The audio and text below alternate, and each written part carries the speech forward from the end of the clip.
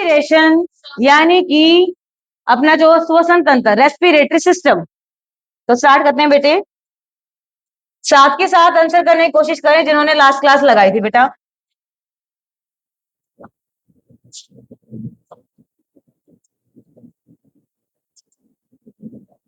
Respiratory system, boys बिल्कुल भी आवाज नहीं आनी चाहिए बेटे। श्वसन तंत्र यानी रेस्पिरेटरी सिस्टम, क्लियर। मैंने आपको बताया था बेटा कि रेस्पिरेटरी सिस्टम जो होता है उसमें दो शब्द निकल के आता है। पहला श्वसन यानी रेस्पिरेशन, दूसरा ब्रीद यानी सांस। दो शब्द होते हैं बेटा, कॉपी में लिखेंगे। पहला शब्द सांस, जिसको हम ब्रीद कहते हैं। दूसरा शब्द श्वसन, जिसको इंग्लिश में रेस्पिरेशन कहते हैं। हाँ जी क्लास, फटाफट से बताओ दोनों में फर्क क्या होता है, फटाफट से, जल्दी जल्दी। सांस क्या होता है? वायु का फेफड़ों तक जाना और अतिरिक्त गैसों का बाहर छोड़ देना क्या होता है? सांस प्रक्रिया होता है, जो आपके फेफड़ों में प्रक्रिया संपन्न होती है। सांस प्रक्रिया कहाँ पे संपन्न होती है बेटा? फेफड़ों में। और वहीं पर अगर मैं बात करूं श्वसन की यानी कि रेस्पिरेशन की, वो क्या होता है बेटा? वो कोशिकाओं के अंदर होने वाली प्रक्रिया है। आपका पूरा शरीर किस चीज का बना हुआ है? कोशिकाओं का। अगर हमारा पूरा शरीर कोशिका का बना हुआ है तो कोशिका को जिंदा रहने के लिए कुछ तो चाहिए ना, काम तो वही कर रही है ना। हमने एक लाइन पढ़ी थी बेटा पहले कि कोशिका सभी सजीवों की कार्यात्मक व संरचनात्मक इकाई होती है। कार्यात्मक मतलब काम कौन कर रही है? सिर्फ कोशिकाएं। संरचना मतलब आकार, शेप, स्ट्रक्चर। तो स्ट्रक्चर कौन दे रहा है? हमारी कोशिकाएं। तो मतलब अभी तुम कुछ भी काम करते हो, मेंटली कर रहे हो, फिजिकली कर रहे हो, हर एक काम के लिए रिस्पॉन्सिबल कौन है? सिर्फ सेल। कौन है बेटा? सेल। और इन सेल को जिंदा रहने के लिए क्या चाहिए? ऊर्जा चाहिए, एनर्जी चाहिए। इनको काम करने के लिए एनर्जी चाहिए, जिंदा रहने के लिए एनर्जी चाहिए, क्लियर। अब वो एनर्जी मिलती कैसे है बेटा? हमारी रेस्पिरेशन प्रोसेस वही एज इट इज वही है बेटा। है क्या? जैसे ही आप खाना खाते हो तो खाना हमारा पहले जाएगा स्टमक में, हमारे पेट में। उसके बाद हमारा फूड जाएगा स्मॉल इंटेस्टाइन में, यानी कि छोटी आंत में। छोटी आंत में हमारा जो भोजन होता है वो पूर्ण पाचित हो जाता है। पूर्ण पाचित मतलब के जितने भी उसके अंदर हमारे पोषक तत्व होते हैं वो सारे के सारे डाइजेस्ट हो जाते हैं। यहाँ पे हमें बात करनी है सिर्फ शर्करा की। किसकी बात करनी है बेटा? शर्करा, जिसको हम इंग्लिश में कार्बोहाइड्रेट कहते हैं। कार्बोहाइड्रेट। तो हमारी कार्बोहाइड्रेट जब हमारी छोटी आंत में पचती है तो किस रूप में आती है बेटा? ग्लूकोज के रूप में आती है। किस रूप में आती है? ग्लूकोज के रूप में। ये ग्लूकोज हमारी छोटी आंत से कहां पे जाता है? हमारे रक्त के अंदर। कहां जाता है? रक्त के अंदर। अब आ गई बात हमारी ऑक्सीजन की। यहाँ पर क्या मिल गया हमारे रक्त के पास? ऑक्सीजन। अब बात आती, सॉरी, हमारी ग्लूकोज, उसके बाद बात आ गई बेटा ऑक्सीजन की। ऑक्सीजन कहां से आएगा? फेफड़ों से। फेफड़ों से हमारी ऑक्सीजन कहां पे जाएगी? रक्त के अंदर। रक्त के अंदर से ये दोनों चीजें कहां पे जाएंगी? हमारी कोशिका के पास। अब हमारी कोशिका के पास ग्लूकोज भी है और ऑक्सीजन भी है। इन्हीं दो चीजों का इस्तेमाल करके हमारी कोशिका ऊर्जा प्राप्त करेगी। ऊर्जा कैसे प्राप्त करेगी? ग्लूकोज का फॉर्मूला क्या होता है बेटा? C6H12O6 plus oxygen. ऑक्सीजन का फॉर्मूला क्या होता है? O2। तो बनता क्या है बेटे? पहली चीज जो कि वेस्ट है क्या है? Carbon dioxide. दूसरी क्या है? पानी यानी H2O। तीसरी चीज सबसे इंपॉर्टेंट जो कि हमारी कोशिकाओं के लिए ऊर्जा का रूप है, नाम होता है एटीपी। क्या नाम होता है? एटीपी। एटीपी की फुल फॉर्म क्या होती है?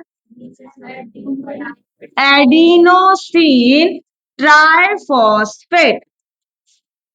Adenosine triphosphate. हमारे शरीर में जितनी भी कोशिकाएं हैं उन सभी में ऊर्जा किस रूप में होती है? एटीपी के रूप में होती है। तभी वो अपना काम कर पाते हैं, तभी आप अपने इतने एक्टिव रह पाते हैं। आप खाना नहीं खाते हो, कभी फास्ट रखते हो, खाना नहीं खा रहे हो, शाम को आपको लो फील होता है ना, जैसे एनर्जी से खत्म हो गए। क्यों? क्योंकि आपने आपकी कोशिकाओं के पास क्या नहीं पहुंचाया? ग्लूकोज नहीं पहुंचाई। क्या नहीं पहुंचाई? ग्लूकोज। ये जो प्रक्रिया हुई है हमारी सेल के अंदर, glucose plus oxygen equals to carbon dioxide, पानी और एटीपी, ये प्रक्रिया कहलाती है बेटा श्वसन। और ये प्रक्रिया फेफड़ों में नहीं होती है, ये प्रक्रिया कोशिकाओं में होती है। कहाँ होती है? कोशिका। अब हेडलाइन डालेंगे श्वसन तंत्र। श्वसन प्रक्रिया लिख लो, श्वसन प्रक्रिया सही शब्द रहेगा। श्वसन प्रक्रिया, कोशिकाओं में श्वसन प्रक्रिया क्या होती है, लिखो। कोशिकाओं में ग्लूकोज का टूटना, कोशिकाओं में ग्लूकोज का टूटना और एटीपी का बनना, कोशिकाओं में ग्लूकोज का टूटना और एटीपी का बनना श्वसन प्रक्रिया कहलाती है।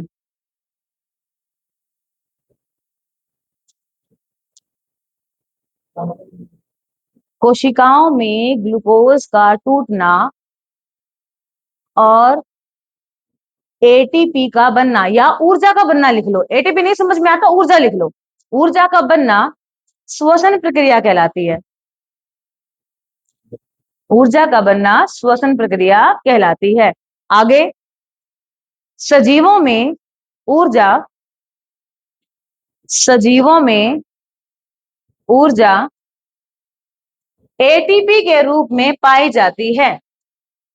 सजीवों में ऊर्जा एटीपी के रूप में पाई जाती है। एटीपी की फुल फॉर्म एडिनोसिन ट्राइफॉस्फेट।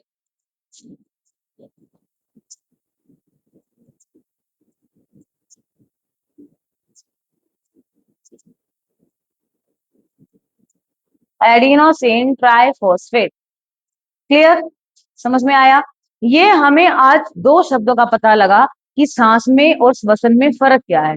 सांस क्या होता है, श्वसन प्रक्रिया क्या होती है। क्लियर, सांस क्या था, सिर्फ वायु का फेफड़ों तक जाना और अतिरिक्त गैसों का बाहर छोड़ देना सांस प्रक्रिया है। श्वसन प्रक्रिया कोशिकाओं में ग्लूकोज का टूटना और ऊर्जा का बनना श्वसन प्रक्रिया होता है। राइट, क्लियर, सबको समझ आया। अब हमें पहले सांस प्रक्रिया को समझना है, उसके बाद श्वसन प्रक्रिया को समझना है। पहले हम सांस प्रक्रिया समझते हैं कि कैसे हमारी वायु फेफड़ों तक जाके वहां से ऑक्सीजन हमारे खून के अंदर डाल देती है। मैंने भी आपको बताया था ना कि हमारे फेफड़ों के माध्यम से ऑक्सीजन कहाँ पे डाल जाती है, हमारे खून के अंदर। तो वो कैसे जाती है, अब उसके बारे में बात करते हैं। क्लियर, चलो। आप सभी लगभग ग्रुप डी की तैयारी करो ना बेटा, है ना, तो उसके हिसाब से ही मैं आपको कराऊंगी, ज्यादा डीप नहीं लेके चलेंगे हम।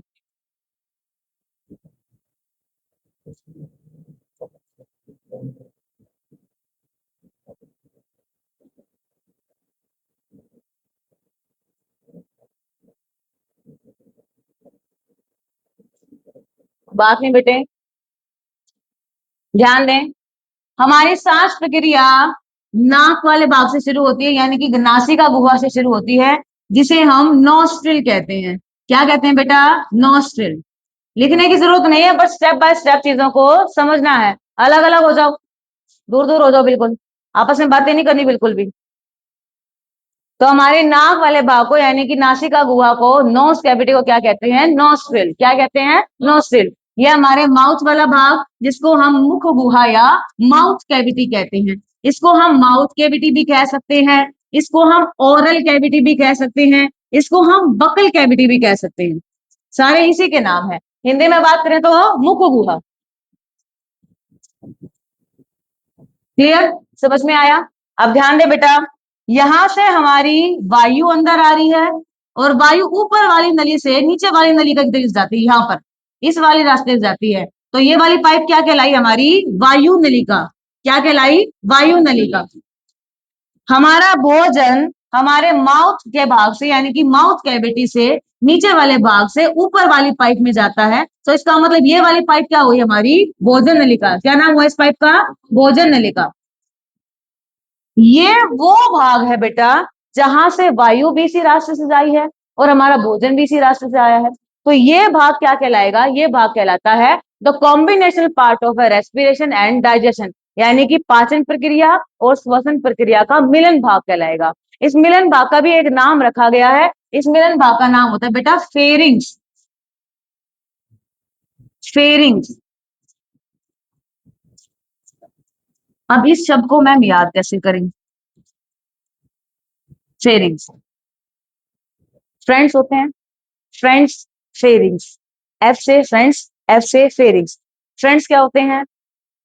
तू जा रहा है तो मैं भी जाऊंगा, तू लाइब्रेरी लेगा तो मैं भी लाइब्रेरी ले लूंगा, तुम कोचिंग करोगे तो मैं भी कर लूंगा, तुम बीए करे चलो मैं भी बीए कर लेता हूँ। खुद का यही नहीं पता है कि तुमने क्या सोच रखा है, उसने क्या सोच रखा है। उसने अपना बिजनेस सोच रखा, तुम्हें सरकारी नौकरी करनी है। तो उस हिसाब से वो यही करते हैं जो तुम्हारे फ्रेंड्स कर रहे हैं। जो दोनों एक ही रास्ते से जाएं, एक ही रास्ते पे चले, वो क्या कहलाते हैं? दोस्त। और जो हमेशा बात को खराब करते हैं, बाद में पछताना पड़ता है कि ओहो नहीं माना तो काम चल जाता, अच्छा खासा कुछ बन जाता। तो फ्रेंड्स फेयरिंग्स ऐसे याद कर लेना। फ्रेंड्स दोनों एक ही रास्ते से जा रहे हैं, एक ही मार्ग से ये जा रहे हैं, क्या कहलाते हैं? फेयरिंग्स। क्लियर? फ्रेंड्स फेयरिंग्स ऐसे याद कर लेना, लिखो। श्वसन तंत्र और पाचन तंत्र के मिलन भाग को,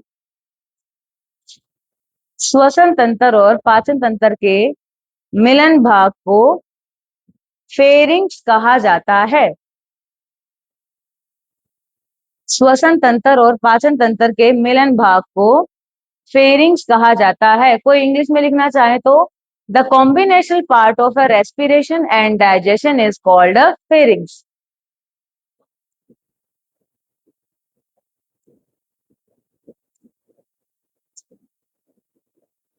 क्लियर? सबको समझ आया?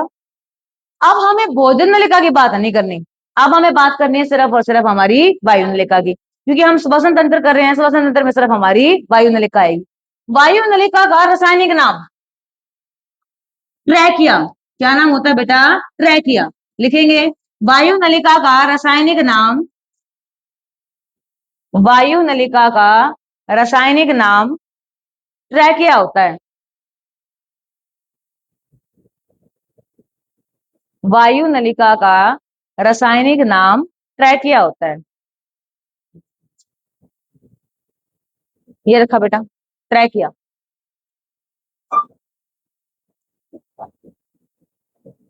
लिख लिया सबने? हमारी इन दोनों पाइपों पे, दोनों नलिकाओं के ऊपर एक ढक्कन लगा होता है बेटा, जिसे क्या नाम दिया जाता है? वेरी गुड, क्या नाम दिया जाता है बेटा? एपिग्लोटिस। एपी शब्द का मतलब होता है बेटा ऊपर, एपिग्लोटिस, एपी का मतलब होता है ऊपर, दोनों पाइपों के ऊपर लगी हुई, इसलिए इसके नाम के सामने क्या लगा दिया? एपी। दोनों पाइपों के ऊपर लगे ढक्कन को एपिग्लोटिस कहते हैं। क्या कहते हैं? एपिग्लोटिस। लिख लो, दोनों पाइपों के ऊपर लगे ढक्कन को, या फिर ऐसे लिख सकते हो वायु नलिका और भोजन नलिका के ऊपर लगे ढक्कन को। आपको समझ में आता हो जैसे वैसे लिख लो बेटा। दोनों पाइपों के ऊपर लगे ढक्कन को एपिग्लोटिस, एपिग्लोटिस कहा जाता है।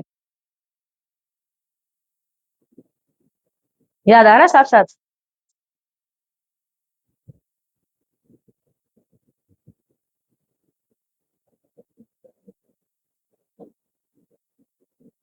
वायु नलिका और भोजन नलिका के ऊपर लगे ढक्कन को एपिग्लोटिस कहा जाता है। क्लियर? इसके बारे में थोड़ा सा कंसेप्ट समझो बेटा। एपिग्लोटिस जो होता है वो बाय डिफॉल्ट थोड़ा तिरछा होता है, हमेशा ऐसे तिरछा रहेगा, हमेशा ओपनिंग रहेगी हमारी वायु नलिका की, हमेशा ये ओपन रहेगी, क्योंकि हम हर टाइम सांस लेते हैं लेकिन हर टाइम खाना नहीं खाते हैं।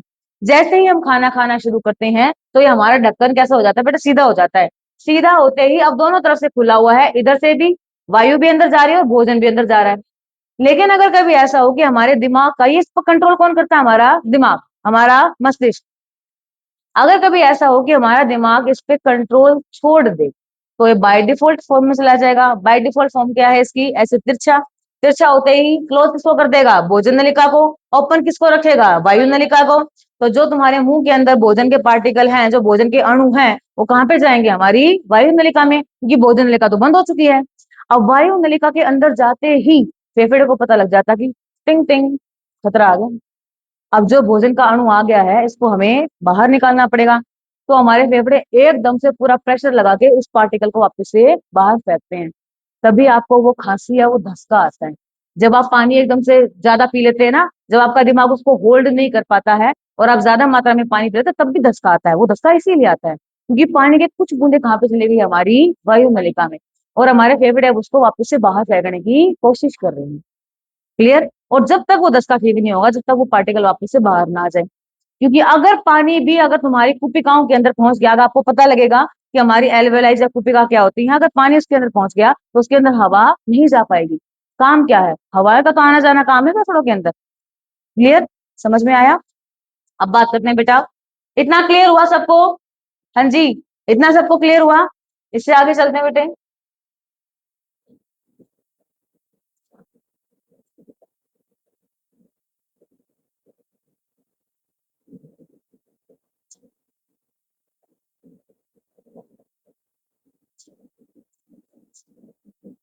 हमने एपिग्लोटिस की बात कर ली।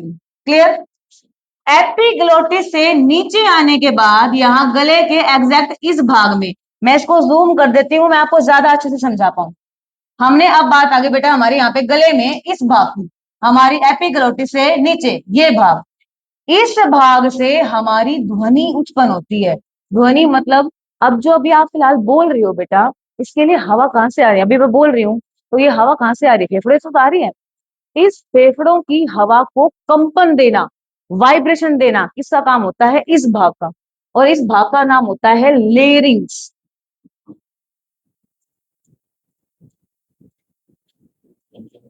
क्या नाम होता है इसका? लेरिंग्स। वो तो फ्रेंड से याद कर लिया था, अब लेरिंग्स कैसे याद करेंगे? लिरिक्स से याद कर लो। लिरिक्स, लिरिक्स सुना है कभी? लिरिक्स किसमें होते हैं? गानों में होते हैं ना।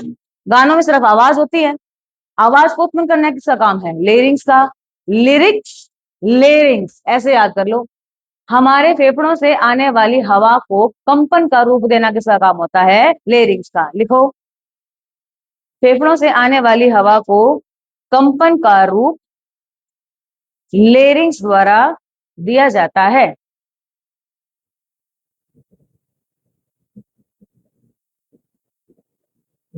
फेफड़ों से आने वाली हवा को कंपन का रूप लेरिंग्स द्वारा दिया जाता है। कंपन का रूप लेरिंग्स द्वारा दिया जाता है। फेफड़ों से आने वाली हवा को कंपन का रूप लेरिंग्स द्वारा दिया जाता है। क्लियर? इसी लेरिंग्स पर एक यहां पर उपास्थि लगी होती है बेटा, यहां पर। अब मुझे पहले आप ये बताओ कि उपास्थि क्या होती है?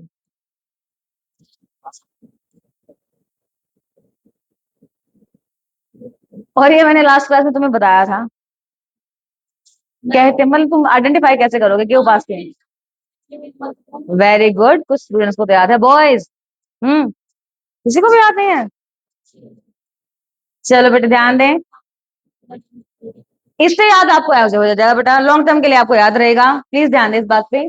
एक शब्द होता है बेटा अस्थि। अस्थि क्या होती हैं? बोन्स। क्या होती हैं? बोन्स यानी हड्डियां। इन हड्डियों से थोड़ी सी नरम उप अस्थि, हड्डी नहीं है, हड्डी से नरम है, मांसपेशियों से मजबूत है, वह भाग जो हड्डियों से नरम हो और मांसपेशियों से मजबूत हो, क्या कहलाता है? उपास्थि कहलाता है। अब हर हड्डी का नाम तो सेम नहीं हो सकता ना, ये भी हड्डी है, ये भी हड्डी है, ये भी हड्डी है, नाम तो अलग अलग है। ऐसे ही हमारे शरीर में जितनी भी उपास्थियां हैं उन सब का नाम अलग अलग है। तो ये जो उपास्थि है बेटा, इसका नाम होता है Adam's apple. Adam's apple.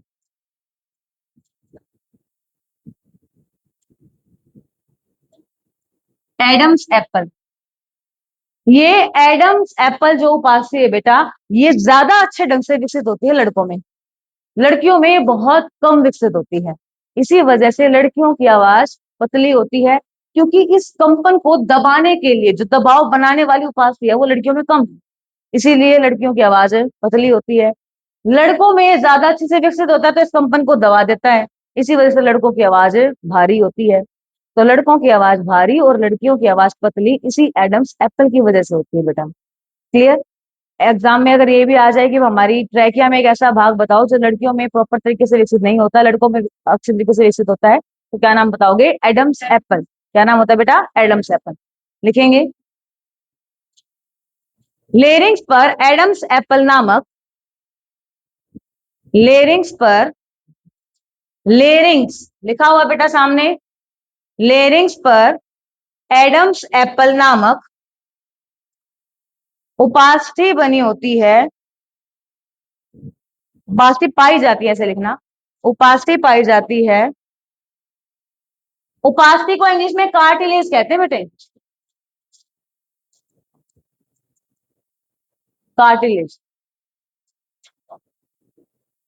Larynx पर एडम्स एप्पल नामक उपास्थि पाई जाती है, जिसके कारण पुरुषों की आवाज भारी और महिलाओं की आवाज पतली होती है। और तुमने कुछ टैलेंटेड बंदे भी देखे होंगे जो दोनों ही आवाज में गा लेते हैं, लड़कों की आवाज में भी गा लेंगे, लड़कियों की आवाज में भी गा लेंगे, और लड़कियों की आवाज में इतना अच्छा सुरीला गाएंगे जैसे लड़कियां भी ना गा पाए। कई ऐसे होते हैं, क्योंकि उनके दिमाग का, मस्तिष्क का कंट्रोल है एडम्स एप्पल पर। वो चाहे तो एडम्स एप्पल को उठा सकते हैं, लड़कियों की आवाज बन जाएगी, चाहे तो वापस से रख दिया, लड़कों की आवाज बन गई। इसी कारण होता है बेटा ये।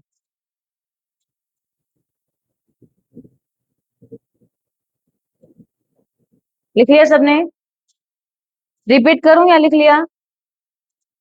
रिपीट करूं?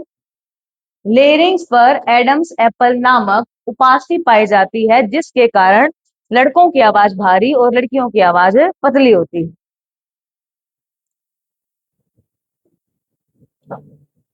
हाँ जी, समझ आ गया? अब आगे चलते हैं।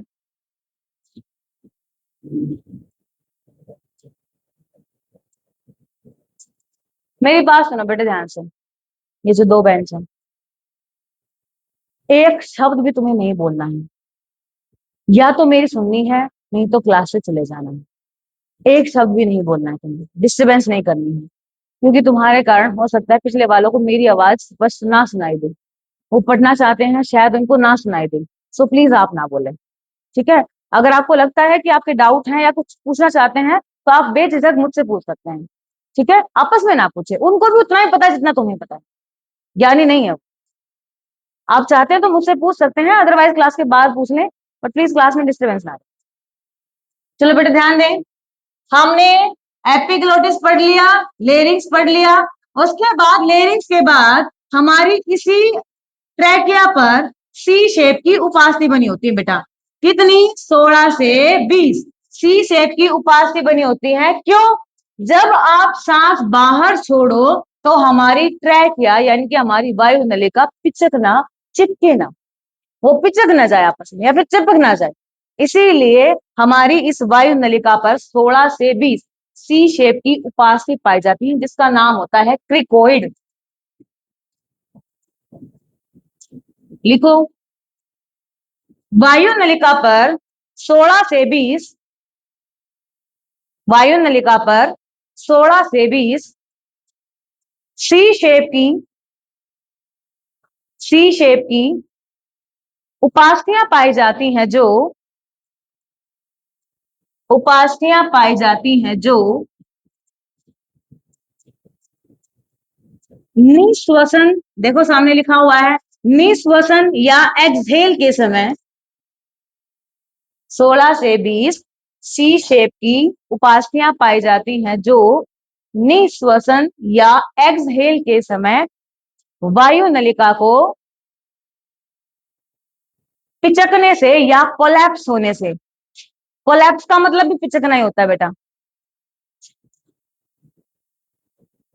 निश्वसन के समय या एक्सहेल के समय वायु नलिका को पिचकने से, कोलैप्स होने से बचाती हैं।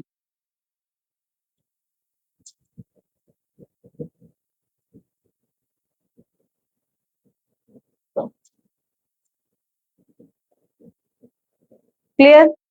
यहां तक सबको समझ में आ गया? अब हम सिर्फ और सिर्फ वायु नलिका की बात करेंगे। उससे पहले मैं आपको कुछ चीज दिखा देती हूँ बेटा, पीपीटी में ज्यादा अच्छे समझ में आएगा आपको वो चीज। सांस प्रक्रिया समझ में आ गई सबको? सांस प्रक्रिया क्या होती है? वायु का फेफड़ों तक जाना और अधिक गैसों का बाहर छोड़ना। अब वो सांस प्रक्रिया जो होती है ना बेटा, वो पूर्ण रूप से हमारी इन फेफड़ों के नीचे पाए जाने वाली इस मांसपेशी के ऊपर डिपेंड करती हैं। ये मांसपेशियों का जो समूह यहाँ पर है ना, ध्यान दो बेटा, ये जो मांसपेशियों का यहाँ पर जो समूह है ना, इसको हम डायफ्राम कहते हैं। क्या कहते हैं? डायफ्राम। इसी डायफ्राम पर निर्भर करती है आपकी पूर्ण सांस प्रक्रिया। जैसे ही ये डायफ्राम ऊपर की तरफ सिकुड़ता है तो हमारे फेफड़े सिकुड़ जाते हैं। सारे फेफड़े हम अपने हवा को क्या कर देंगे? बाहर छोड़ देंगे। आप एक्सहेल करोगे, सांस को बाहर छोड़ोगे। जैसे ही हमारा डायफ्राम नीचे होता है, फेफड़ों में जगह फैल जाती है, आप सांस को अंदर लेते हो, हवा फेफड़ों में भरते हो। तो हमारी सांस प्रक्रिया तो यही है, वायु का फेफड़ों में जाना, बाहर छोड़ देना। तो हमारी सांस प्रक्रिया पूर्ण रूप से किस पर निर्भर करती है बेटा? डायफ्राम पर। किस पर निर्भर करती है? डायफ्राम पर। एग्जाम में अगर आ जाए कि डायफ्राम किस प्रकार की मांसपेशियों का बना हुआ है, तो कंकालीय मांसपेशियों का बना हुआ बेटा। कंकालीय मांसपेशियों का बना हुआ है, यानी कि स्केलेटल मसल का बना हुआ है।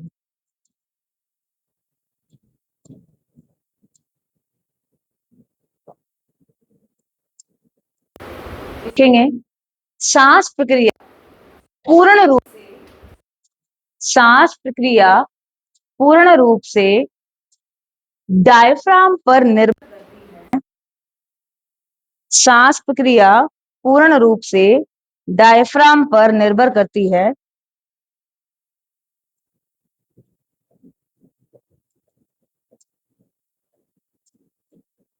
सांस प्रक्रिया पूर्ण रूप से डायफ्राम पर निर्भर करती है।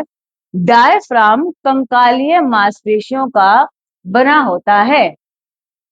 Diaphragm is made up of skeletal muscles.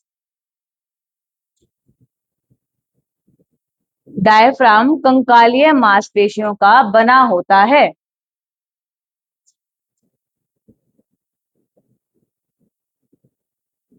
देखो आप इस इमेज में भी ध्यान दे पाएंगे बेटा, थोड़ा सा ध्यान दो। नाक के माध्यम से सांस अंदर गई, ये हमारी ऊपर वायु नलिका से ऊपर से होते हुए नासिका गुहा यानी कि नोस्ट्रिल से होते हुए वायु नलिका की तरफ। वायु नलिका में देखो आपको दिखाई दे रहे हैं सफेद सफेद से ऐसे, ये सी शेप की उपास्थियां लगी हुई है, कितनी? 16 से 20। उसके बाद हमारी ये वायु नलिका यानी कि ट्रैकिया दो भागों में विभाजित होगी। अब इससे आगे हमें करना है। यहां तक क्लियर है सबको? यहां तक क्लियर, तो आगे चलते हैं बेटे। ये हमारी वायु नलिका, वायु नलिका को हम एक बार फिर से ड्रॉ करते हैं ढंग से।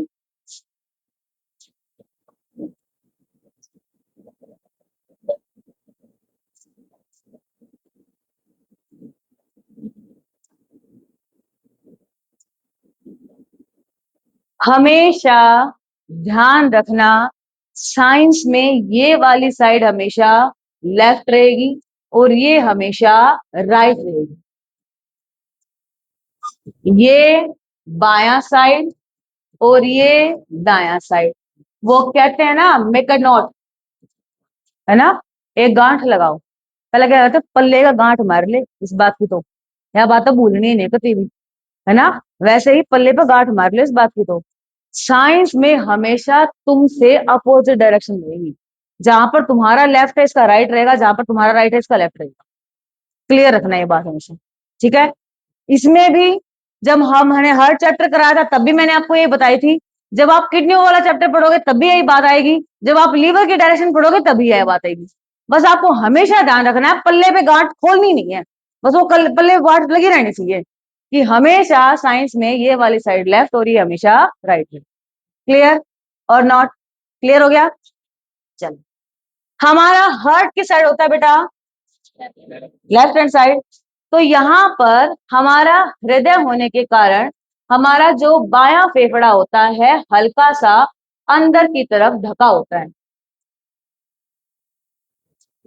मैंने आपको लास्ट लेक्चर में या फिर लास्ट आपका जो मैंने आपको चैप्टर बताया है, तो उसमें मैंने आपको बताया था कि हमारा हृदय का आकार कैसा होता है, कुछ कुछ बंद मुट्ठी यानी कि फीस्ट जैसा होता है। बंद मुट्ठी यानी फीस्ट जैसा। क्लियर? यहाँ पर हमारा हर्ट होने के कारण बायां फेफड़ा दाएं फेफड़े की तुलना में आकार में छोटा होता है। क्लियर? हमारे हृदय का अध्ययन पुल्मोनोलॉजी कहलाता है। पुल्मोनोलॉजी, ये बात मैंने आपको परिसंचरण तंत्र में भी बताई थी।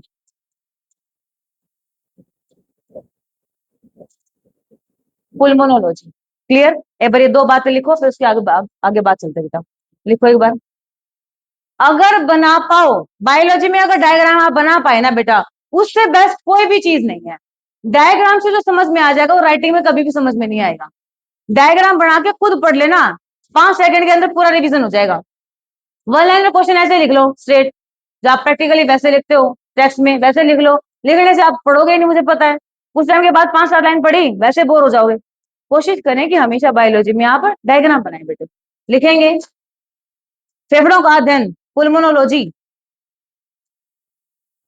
फेफड़ों का अध्ययन पुल्मोनोलॉजी। तो फेफड़ों का डॉक्टर क्या कहलाएगा बेटा? पुल्मोनोलॉजिस्ट। क्या कहलाएगा? पुल्मोनोलॉजिस्ट। जैसे कार्डियो का कार्डियोलॉजिस्ट, सेम ऐसे ही।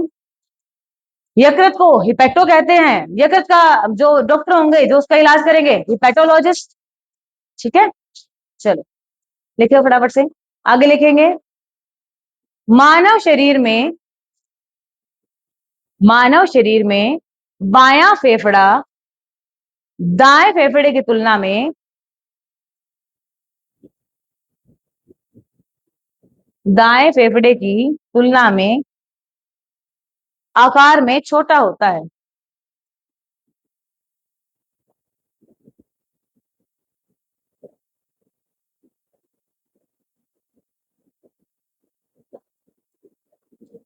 मानव शरीर में बायां फेफड़ा दाएं फेफड़े की तुलना में आकार में छोटा होता है। दोनों फेफड़ों के बीच के स्थान को स्टीनम कहते हैं। क्या कहते हैं बेटा? स्टीनम। हर्ट कराया था तब भी बताया था, दोनों फेफड़ों के बीच के स्थान को स्टीनम कहते हैं। एक क्वेश्चन आपसे, जिन्होंने परिसंचरण तंत्र में से पढ़ा है, आप लोग मुझे ये बताओ कि हमारी पसलियों को, हमारी रिब्स को आगे की तरफ जो हड्डी जोड़ती है, जिसका आकार जो आप स्कूल में टाई बांधते थे वैसी होती थी, उसका नाम क्या होता है? किस किस को पता है? एक बार हैंड रेस करना। उनको तो पता है डेफिनेटली, उनका तो मैंने सुन लिया है। 3 लड़कियों को पता है बस। क्या कहते हैं? स्टर्नम।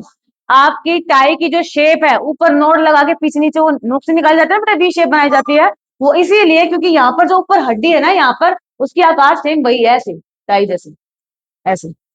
इसीलिए वो टाई ऐसे बनाई गई है और इसका नाम होता है स्टर्नम। इंग्लिश में भी सेम नाम है, हिंदी में भी सेम नाम है। बस हिंदी में इसलिए लिख देती हूँ ताकि तुम्हें ये अजीब ना लगे कि मैम ये तो याद ही नहीं हो रहा, मैं ये तो इंग्लिश के शब्द आ गए। ऐसे लिख देती हूँ, याद हो जाते हैं। चलो आगे, हमारे फेफड़ों की बाहर की झिल्ली, बाहर की परत। एक बात ध्यान रखना, हर एक अंग की बाहर की झिल्ली होगी ही होगी डेफिनेटली। कोई भी आकार हुआ, कोई भी अंग हुआ, उसको बाहर का लेयर तो होगी ना बेटा। हमने कोशिका झिल्ली शब्द पढ़ा है ना। उसको कोशिका झिल्ली क्यों कहते हैं? क्योंकि उस कोशिका की वो सबसे आउटर लेयर है, इसीलिए उसको कोशिका झिल्ली कहा गया है। वैसे ही हमारे हर एक अंग की झिल्ली होती है, उसका नाम अलग अलग होता है। लिखेंगे फेफड़ों की झिल्ली,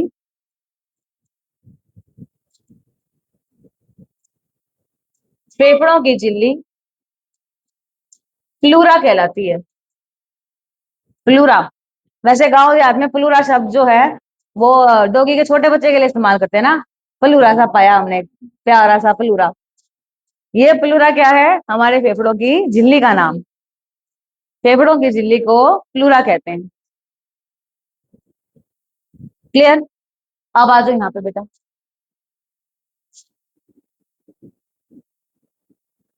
अभी तक इसका नाम था ट्रैकिया। क्या नाम था? ट्रैकिया। अब इसकी शादी होगी, 2 घर हो गए, एक बार इधर जाना है, एक बार इधर जाना।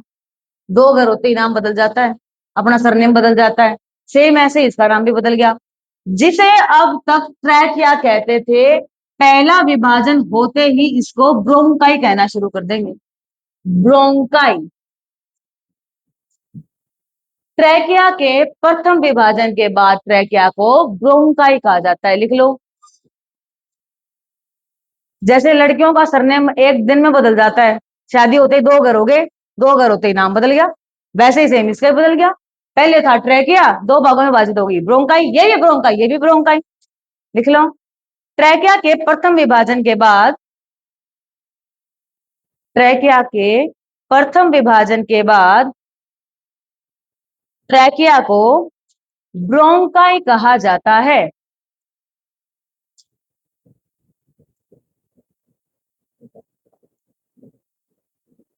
ट्रैकिया के प्रथम विभाजन के बाद ट्रैकिया को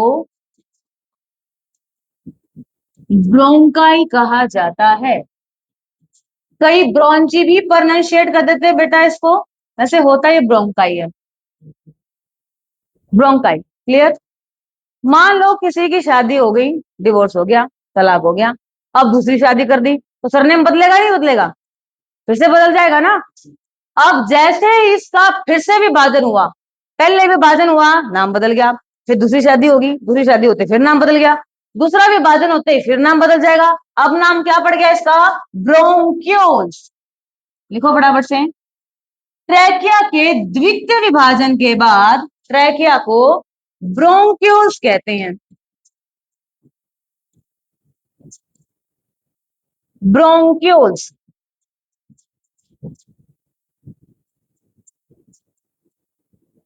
ट्रैकिया के द्वितीय विभाजन के बाद ट्रैकिया को ब्रोंक्यूल्स कहते हैं।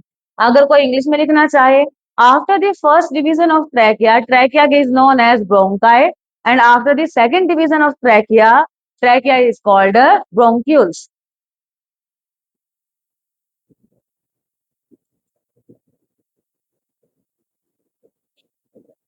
क्लियर? समझ में आ गया बेटा सबको? इसके अंदर का सारा मटेरियल कल बताऊंगी, क्योंकि एक बार में पूरा का पूरा क्लियर करना जरूरी है। आधा आज बता दूंगी तो फिर वो दिक्कत हो जाएगी आपको। इसके अंदर क्या चल रहा है वो सारा फंक्शन हम कल करेंगे। इसका मतलब कल हम क्या बन जाएंगे? पुल्मोनोलॉजिस्ट। क्या बन जाएंगे? पुल्मोनोलॉजिस्ट। आधा इलाज अपने आप कर लेना, अपने आप पता लग जाए खांसी क्यों हो गई, इलाज कैसे करें, क्या करें, आधा अपने आप पता लग जाएगा आपको धीरे धीरे। ठीक है? आज के लिए लिख लिया ना सबने?